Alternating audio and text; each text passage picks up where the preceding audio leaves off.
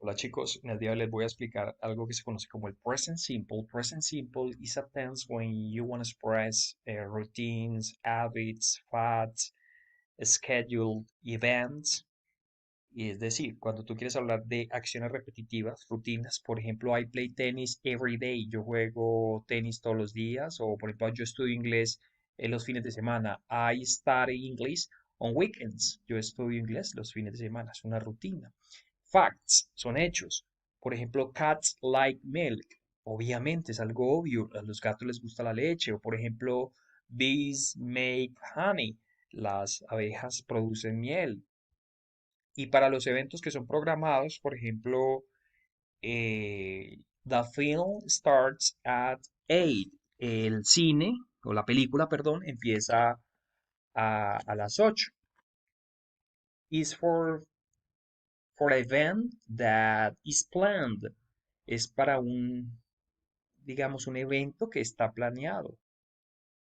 And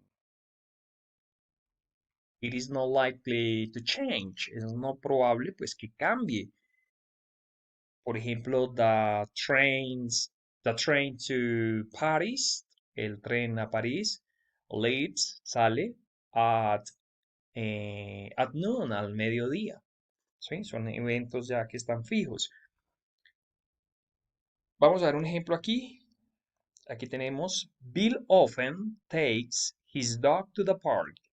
Bill, frecuentemente, este often significa frecuente, esto es un adverbio de frecuencia, lleva su perro a el parque. Recuerden que his es su de él, de un nombre.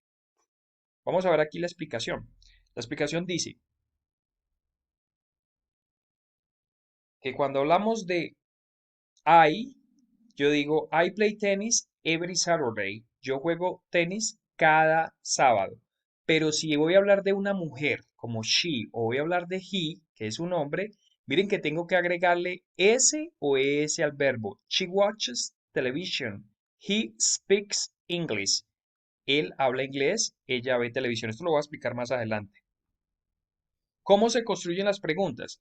Tú tienes que poner o do o ya sea das al comienzo de la oración. Do para ciertos pronombres y das para las terceras personas. Por ejemplo, miren este. Do you like chocolate? ¿Te gusta el chocolate? Does she speak Italian? ¿Ella habla italiano? Para la negación utilizas don't o doesn't. Tú puedes ver este separado, así, do not, o lo puedes ver con contracción, como está aquí. Don't o doesn't. Por ejemplo, they don't live in London. Ellos no viven en Londres. He doesn't drink tea. Él no bebe té. Vamos a ver la explicación. Miren, cuando hablo de yo, de I, simplemente coloco el verbo normalito. No le agrego nada de ese. I read every day. Yo leo todos los días. I read every day. Usted, you read every day. Usted lee todos los días.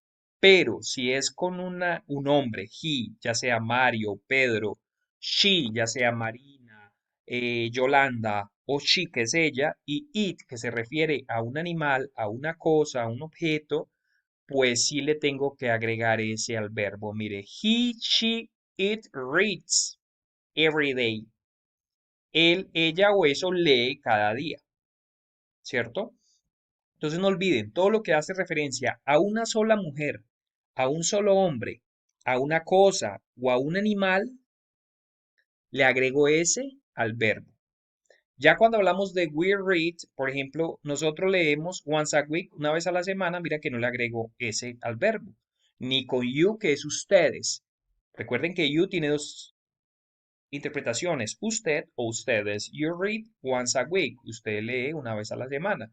Vamos a ver con they, con ellos. They read at home. Ellos leen en casa. Miren que tampoco con they hay que agregarle ese. Entonces solo se le agrega ese a las terceras personas, es decir, a él, a ella y a eso.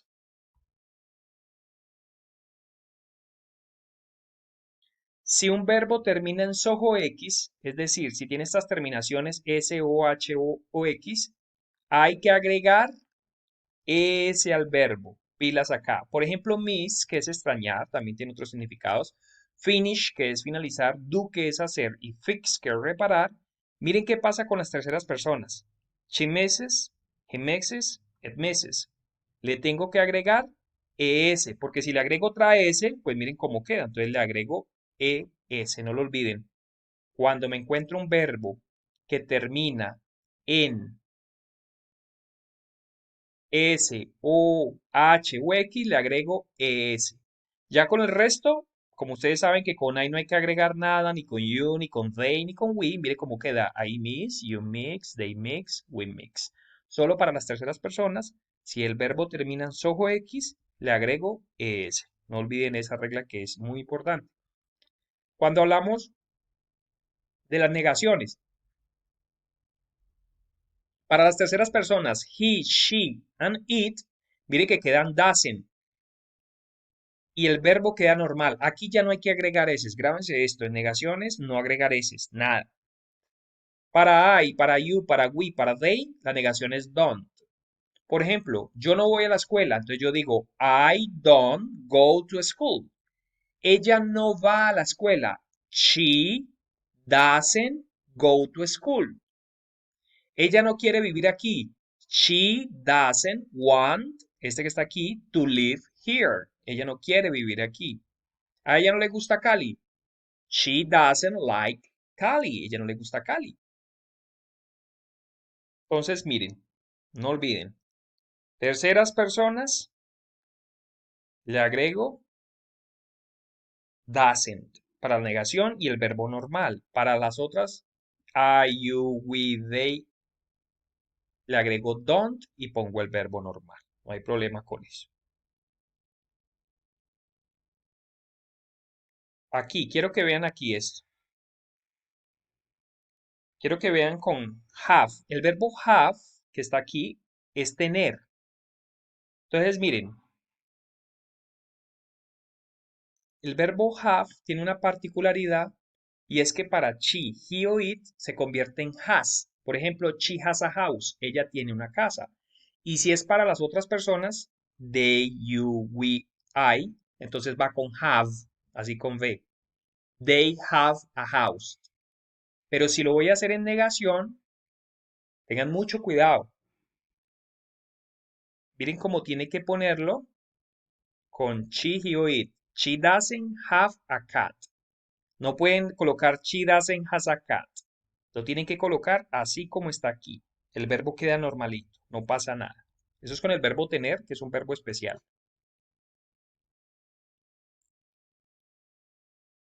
Pasemos aquí y es como hacer preguntas en inglés, pues es muy simple. Colocan do al comienzo y does ¿para quiénes? Para he, she o it. Colocan el auxiliar do, colocan la persona, ya sea I, you, we, they, o colocan do, Pedro, and Mariana, porque son dos, y el verbo normal. Das, para he, she o it, colocan el verbo y cierran la pregunta. Aquí meten el complemento, lo que quieran decir. Por ejemplo, tú hablas inglés. Vamos a ver, you va con do. Entonces yo digo, do you speak English? ¿Hablas inglés? Ah, si yo quiero decir, ¿él habla inglés? Pues si voy a hablar de él, entonces será con does. Does he speak English? Él vive en Roldanillo. Does he live in Roldanillo? Aquí tampoco agregan nada de S. La S son para las terceras personas en afirmativo. En negativo y en pregunta no va nada de eso. ¿Usted vive en Zarzal? Do you live in Zarzal? Y cierran. Así se construyen las preguntas. Lo quieran, devuelven y miran aquí y está la estructura. Profe, y si yo tengo que es Pedro, pues Pedro es una tercera persona, entonces coloco das Pedro o Peter trabaja en Nestlé. Profe, y si quiero cambiar a Peter, pues entonces coloque does he work in Nestlé. Y listo, muchachos. Entonces es muy fácil construir las preguntas. Vamos a dar unos ejemplos aquí. Por ejemplo, acá tenemos Sally practices once a week. Sally practica una vez a la semana. Miren que practice, el verbo practicar, le agregué ese. ¿Por qué le agregué esta S al final? porque estamos hablando de Sally de una tercera persona. Brian always takes the train to work. Brian siempre, esto es un adverbio de frecuencia, y miren que le agregué la S aquí al final. ¿Por qué le agregué la S? Porque estamos hablando de Brian. No olviden la regla de las terceras personas. David works in a bank. David trabaja en un banco. Le agregué la S al final porque estoy hablando de David. Vamos a ver esta. Do you speak Spanish? ¿Usted habla español? Claro. Entonces yo voy aquí, yo digo, bueno, usted habla español, pero ¿you con qué auxiliar va? No vayan a hacer esto, does you speak, porque ese no va ahí, es do you. Do you speak Spanish? Y así sucesivamente, muchachos. Entonces no olviden la regla del present simple. Present simple, ya saben que siempre se utiliza en su gran mayoría para hablar de rutinas. No olviden las reglas de las S para las terceras personas, cómo se construye la negación, que está aquí. Miren cómo es, don y doesn't, los verbos normalitos, y cómo se construyen las preguntas. Do para estos y das para estos, coloco el verbo complemento y cierro la pregunta. Thanks for your attention.